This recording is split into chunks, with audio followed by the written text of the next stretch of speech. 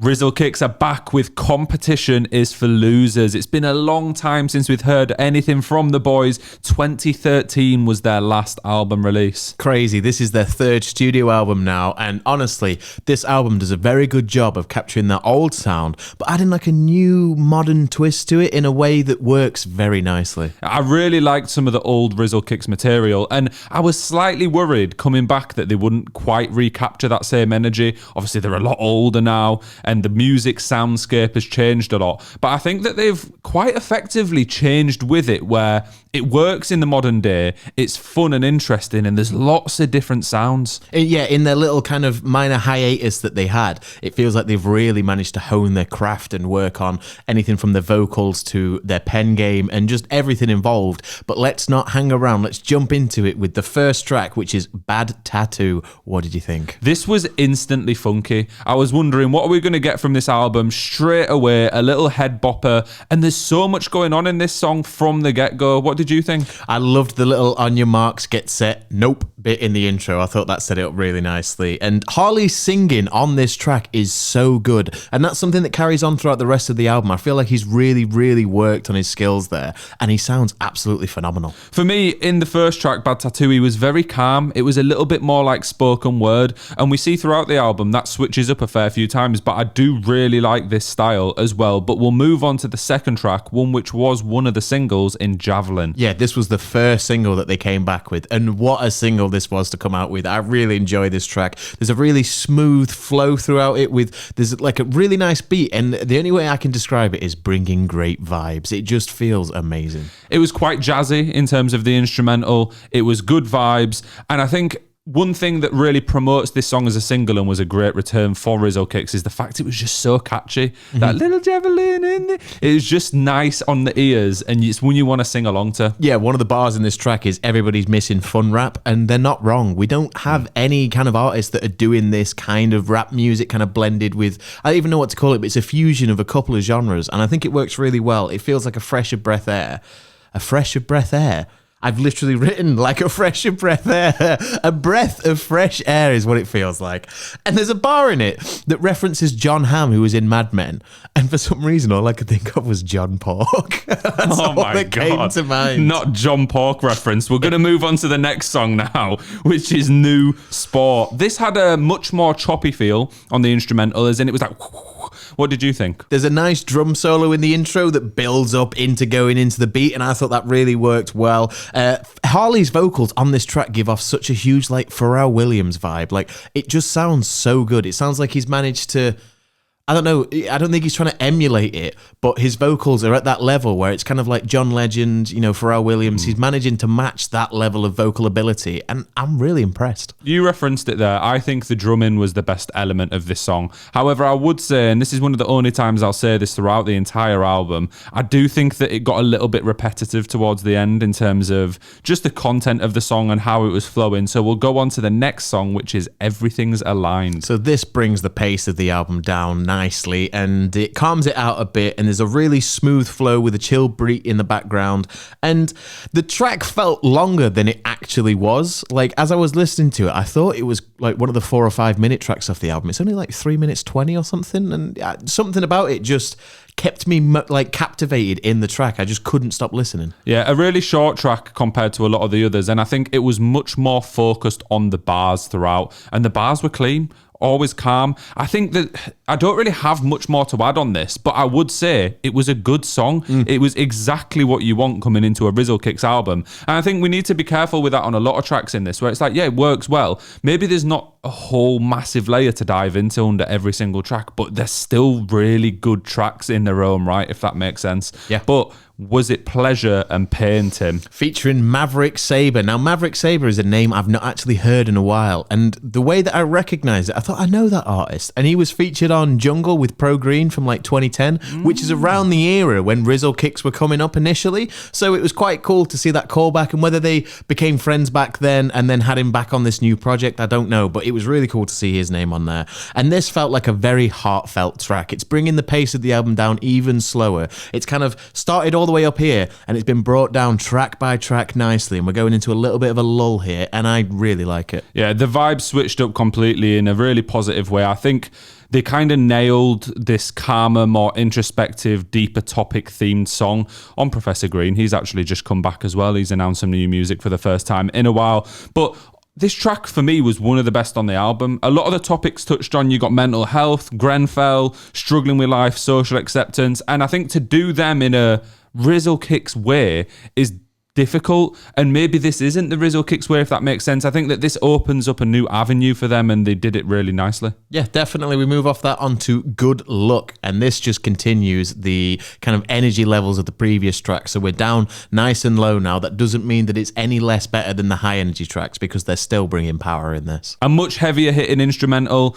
back to more energy, like you say. It was calm. I thought the mixing on the bars were a bit weird on this. It was more like loud, serious, shouty almost. Not that that's particularly a problem, but it did definitely catch my attention, which I suppose is the whole point of it. One thing that I liked about it was the ad-libs in this. It felt like very old school hip-hop ad-libs. There was a couple of like little la la la, and like I don't know how to explain it, but I really enjoyed that. But we'll move off that onto It's a Tricky One. And this is just carrying on the great run of the feel of the album so far. It's got a much lower effort energy and delivery. It sounds like they're kind of a lot more laid back when they're delivering their bars. This was a more introspective one again in terms of lyrical content as well. Topics again around mental health, like better life balance, etc. And I think it's good because since Rizzle Kicks disbanded, I've seen quite a lot of Jordan Stevens online on podcasts, etc. I know he's wrote a book and many other things. And I generally quite like what he's got to say, and he seems like a very thought-provoking person who's generally on the right side of things. And it's been really good to see a few tracks like this creep into the album where it adds a different element that makes you think. Instead of just constant positive good vibes, it's actually getting you thinking about your life, how you can relate music to it. And I think that's one of the best things about music for me personally, is being able to kind of think about the songs in relation to your own life. Did it really well again. Yeah, loved it. Jordan's verse was phenomenal on this track. The only downside I have for this track, unfortunately, is that the hook could have been a little bit better, in my opinion. It wasn't quite what I thought they wanted it to be, for me anyway.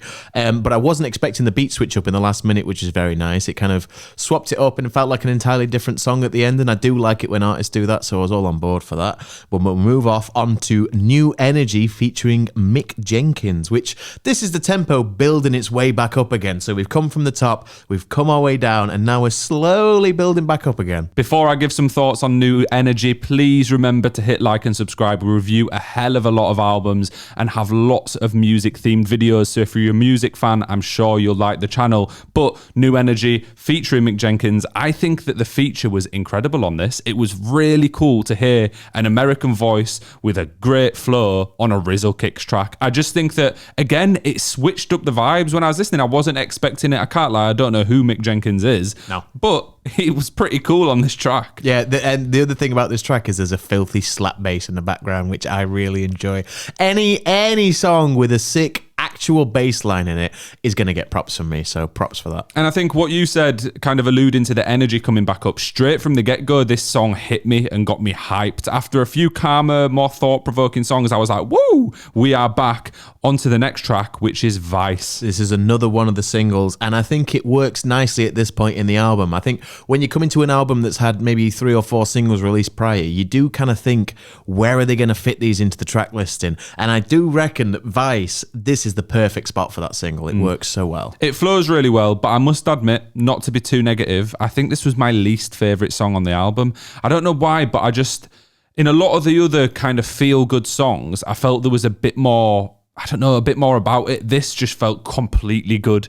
Maybe it's my problem. I'm just not wanting that much happiness in my music, but it just felt a bit forced to me. This definitely brought the tempo fully back. We're back on full pace again. I loved the chorus. The vocals plus the trumpets, complementing each other works really well, but let's not linger. Let's move on to Gumdrops, which is another single. And this is a track about being a youth and growing up and kind of explaining where they came from and what they did as kids. And the bass line again goes hard. Yeah, some lovely little references to British culture in there, which is always nice for us Brits to hear, isn't it? We love that in a rap track. But agree, my only other point on this is that the bass was mega, and it has been throughout the album, but it really was the standout element of the instrumental in this track. I want to chill, get Buddha. Well, now that's how I'm going to call chilling from now on. I'm going to call chilling getting Buddha, because that's great. I don't know how I've not heard that until now, but getting Buddha is a new thing that I will not stop saying. But like I said, Vice wasn't my favourite track because it was too happy.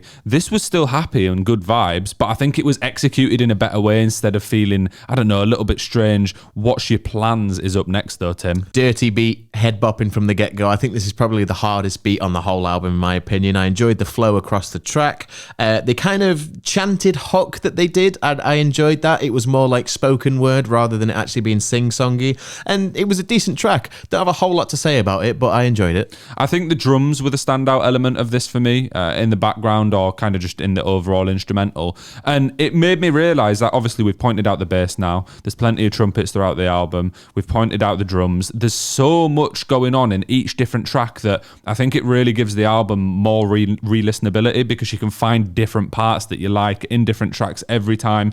I thought this was really good in terms of Jordan's bars. There was a few little choppy moments with cool switches of flows. Another fantastic track. We move off that onto Afternoon Tea featuring Lex and Moore, and god damn, that initial flow just out the gates, this track is phenomenal. I really enjoyed that initial flow. It didn't hype me up as much as you just seem to be hyped then. Really? I thought it was fine. I've actually just think that this is a calm album track that kind of flows. There was like old school DIY vibes almost across the track, and Lex and Moore's feature fit in so well. I've not actually listened to any of her stuff before, but this track made me go, who is this artist? I really enjoy it. Yeah, I mean, no problem with the feature. I didn't quite love the track as much as you did, but it was calm enough. So we'll go on to Love and Delight, the second to last song. Another great bass line. It's got like a funky ass disco-esque beat about it, and their voices throughout the album, it's just Rizzle Kicks as a whole. They complement each other so well, and I think this track is a perfect example of that. I'm slightly disappointed because every time I've noticed the really good bass line, you've said it before me, and I wanted to like show off that I know about that, because you are obviously a bass player, and I was like, yeah, come on, I'll show Tim that I've been listening out for the bass, and you just can't help but get it in there, can you?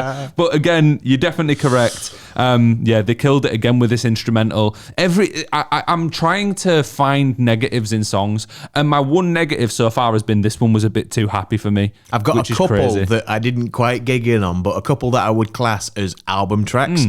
But again, doesn't mean they're bad tracks, just maybe something that you could never see being a single. Yeah, Undefeated, the last track, featuring DJ Premier. As soon as I saw that feature, I knew that this was going to go hard. And immediately, this is one of my favourite tracks off the album. That scratching at the intro, why don't we get more of that? I wish they brought back vinyl scratching. I would say this is one of the best finishing songs I've heard from an album in a long time. It really felt like they were just having a laugh and being themselves. And that vibe came across massively. I really like this song. Some cool references. It actually made me giggle towards the start when they were just being stupid. Fantastic ending. The bar, I roll up the curriculum and smoke it like a doobie-doobie-doo. These teachers never had a Scooby either.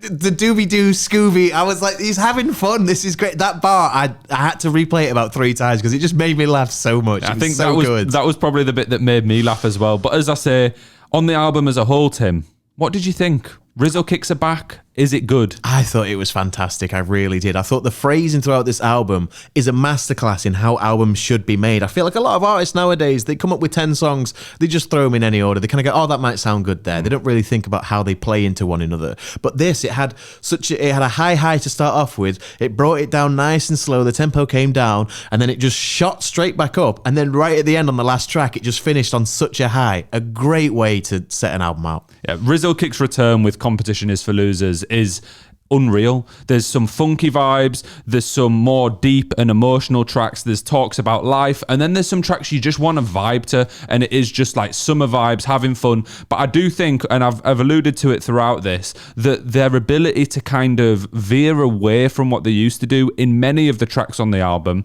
while still mastering that kind of same old sound makes it really special for me. Just an all-round great album, isn't it? I mean, from the flows, the vocals, the singing, the production, even the features. even the features came hard. Like everybody did everything in their power to make this a great album.